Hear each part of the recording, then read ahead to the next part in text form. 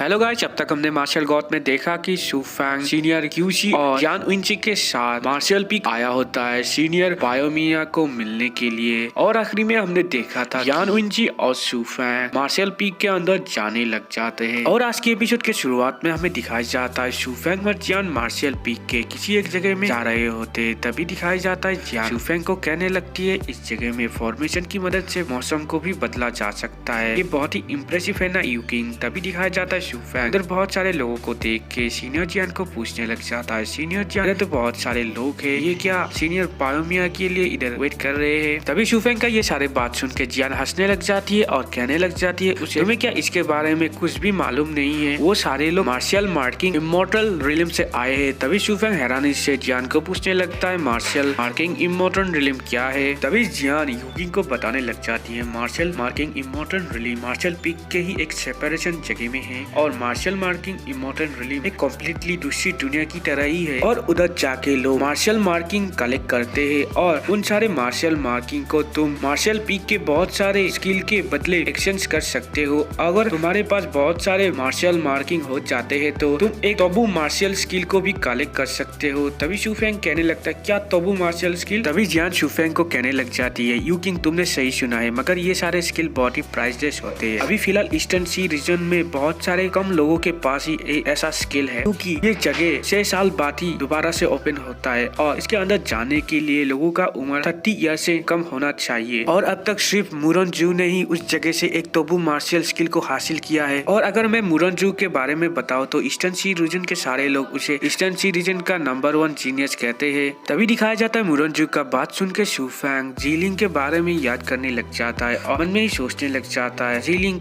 तुम क्या अभी फिलहाल ठीक हो। और उधर ही रुक जाता है, जिसको देख के जियान शू फैंग यू किंग को कहने लग जाता है यू किंग तुम उधर क्यों खड़े हो, जल्दी से इधर आओ। तभी हमें एक लड़की को दिखाया जाता है जिसको बहुत सारे लोग पीछा कर रहे होते हैं। तभी दिखाया जाता है वो लड़की एक फॉर्मेशन में टकरा के उधर ही गिर जाती है। तभी हमें दिखाया जाता है वो फॉर्मेशन उस लड़की को उधर ही कैद कर लेता है। तभी दिखाया जाता है वो लड़की उन लोगों को कहने लग जाती है तुम मुझे इधर से बाहर निकालो, मैं तो इधर मार्शल मार्किंग इमोर्टल रिलिम में जाने के लिए आई थी, तुम लोग मेरे साथ ऐसा करके मार्शल के रूल को वायलेट कर रहे हो, तुम लोग क्या नहीं डरते। लेडी पायोनियर को अगर मालूम पड़ जाएगा तो वो तुम लोगों को सजा भी दे सकती है। तभी हमें उन तीनों बंदों को दिखाया जाता है जिसने इस लड़की को उधर कैद किया होता है। तभी उनमें से एक बंदा कहने लग जाता है तुम्हारी कैसे हिम्मत हुई फेक मिस्टिक बैच को हमें बेचने के लिए, जिसकी वजह से बहुत सारे लोगों के सामने हमारी बहुत ही बेइज्जती हुई है। तभी दिखाया जाता है वो लड़की गुस्से में उन लोगों को कहने लगती है मैंने तुम लोगों को सिर्फ कहा था वो मिस्ट्री बैच है, मैंने कभी नहीं कहा था वो मिस्ट्री बैच मार्शल पीक का है। और साथ ही साथ तुम लोगों ने ही मुझे फोर्स किया था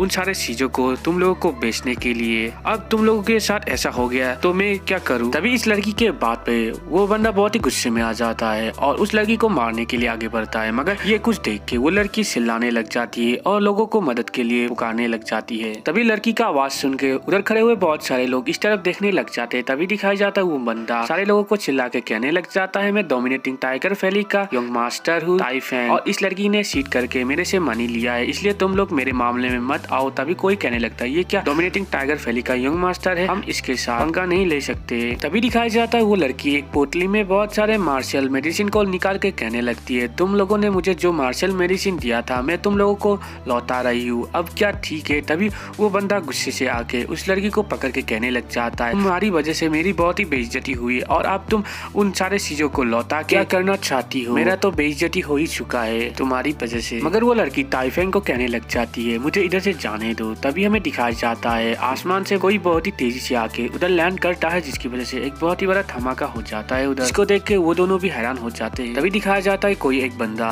ताइफैंग के हाथ को पकड़ लेता है। तभी हमें पता चलता है वो बंदा और कोई नहीं शू फैंग होता है। तभी ताइफैंग शू फैंग को पूछने लग जाता है तुम कौन हो। तभी शू फैंग ताइफैंग को बताने लग जाता है ये इम्पोर्टेंट नहीं है मैं कौन हूँ, मगर मुझे अच्छा नहीं लगता है कि एक आदमी एक औरत को मारे। तभी हमें दूसरी तरफ दिखाया जाता है जान उस लड़की को संभालने लग जाती है और हमें दोबारा से ताइफैंग को दिखाया जाता है। ताइफैंग गुस्से में शू फैंग को कहने लग जाता है तुम्हारा कैसे हिम्मत हुई मेरे मामले में आने की। तभी दिखाया जाता है ताइफैंग का दोनों सर में शू फैंग के ऊपर एक साथ ही अटैक कर देता है, मगर फैंग अपने फॉर्मेशन बैरियर की मदद से उन दोनों अटैक से आसानी से बच जाता है। मगर ताइफैंग शू फैंग को मारने के लिए एक जोरदार पंच से आगे बढ़े, मगर तभी शू फैंग अपने पंच को लेकर ताइफैंग के ऊपर मार देता है। शू फैंग की पंच की वजह से ताइफैंग बहुत ही पीछे चला जाता होता है। तभी शूफेंग के पंच को महसूस करके ताइफेंग अपने मन में सोचने लगता है, ये तो सिर्फ ऑन लेवल मार्शल लॉर्ड का बंदा है, मगर इसका पावर इतना ज्यादा कैसे हो सकता है। तभी दिखाया जाता ताइफेंग गुस्से से शूफेंग को कहने लगता है, अगर तुम्हारे पास इस लड़की को बचाने का हिम्मत है तब तो तुम्हारे पास इतना हिम्मत होगा कि तुम अपने नाम को मेरे सामने बोल सकते हो। तभी शूफेंग उसे कहने लग जाता है, तुम ध्यान से मेरे नाम को सुनो, मेरा नाम यूकिंग है। तभी दिखाया जाता है ताइफेंग शूफेंग को कहने लग जाता है, तुम्हारे पास बहुत ही हिम्मत है, इसलिए मैं तुम लोगों को जाने दे रहा हूँ। तभी दिखाया जाता है वो तीनों किधर जाने लग जाते हैं। तभी दिखाया जाता है ताइफेंग का सर्वेंट कहने लग जाता है, ब्रदर ताइफेंग आपने उसे ऐसे ही कैसे जाने दिया। तभी ताइफेंग कहने लग जाता है, हमें बहुत ही देर हो चुका है, नहीं तो उसके अंदर आज नहीं जा पाएंगे। तभी हमें दूसरी तरफ शूफेंग को दिखाया जाता है, जिसको वो लड़की आगे पीछे से हक कर लेती है और शूफेंग को कहने लगती है, मुझे बचाने के लिए शुक्रिया और इसके लिए मैं मेरी सारा कुछ आपको दे सकती हूँ। तभी दिखाया जाता है शूफेंग उस लड़की की हरकतों को देखे उसके हाथ अपने से हटाने लग जाता है और कहने लग जाता है, तुम्हें क्या फिलहाल देर नहीं हो रहा है, तुम्हें जल्दी से इधर से जाना चाहिए। तभी वो लड़की शर्मा के कहने लगती है, तुमने तो मेरे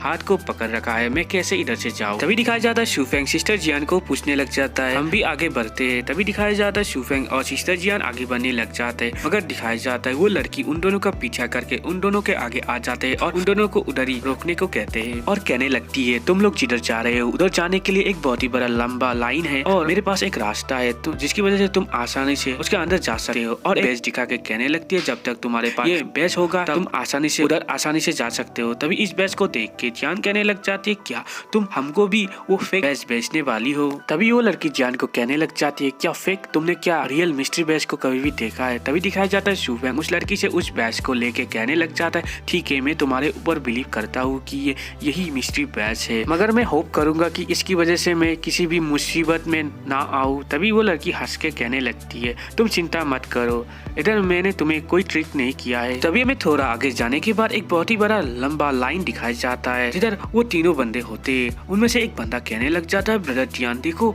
वो तीनों कमीने इधर ही आ रहे हैं। और दोबारा से वो बंदा कहने लग जाता है, देखो उस बंदे के पास एक मिस्ट्री बैच है, शायद उस कमीनी से उसने इस बैच को हासिल किया होगा।